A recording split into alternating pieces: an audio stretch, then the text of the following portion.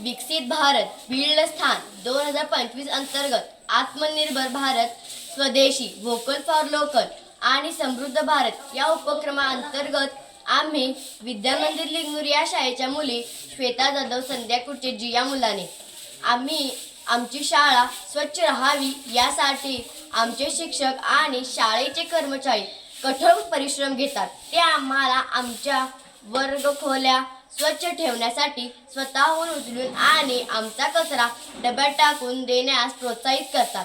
आमच्याकडे नियमित साफसफाईचे दिवस देखील असतात, जेथे आम्ही सर्वजण आमची शाळा आणखी स्वच्छ करण्यासाठी सामील होतो।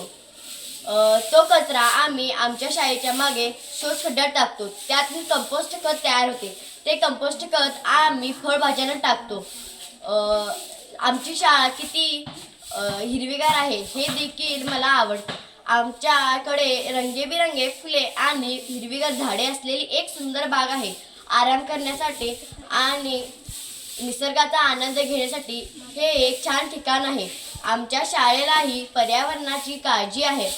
आमच्या शाळेमध्ये फळभाज्या असतात, त्या फळभाज्या वांगी, दोडके, कारले, टोमॅटो इत्यादी असतात। फ्लॉवर, कोबी इत्यादी असतात। आमच्या शाळेमध्ये बाग खूप सुंदर आणि स्वच्छ असतात। आमच्या शाळेमध्ये वर्ग इत्यादी स्वच्छ असतात। वर्ग, शाळा, गाव आमचे हे सगळे स्वच्छ असते।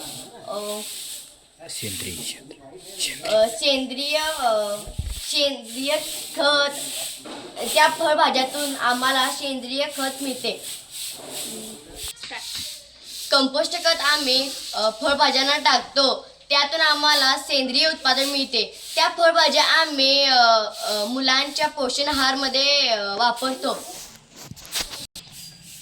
कंपोस्ट खत आम्ही वांग्यांसाठी, दोडक्यांसाठी, कारल्यांसाठी, टोमॅटोसाठी, वांग्यांसाठी वापरतो। असे अनेक आमच्या शाळेमध्ये फळभाज्या उगवतात।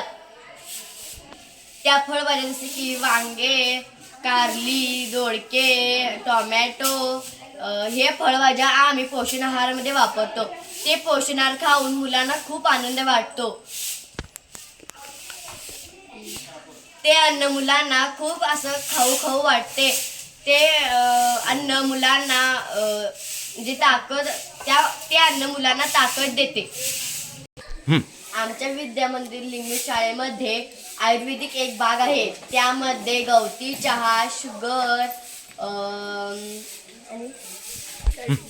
कडुलिंब, तुळशी, गवती चहा इत्यादी असतात।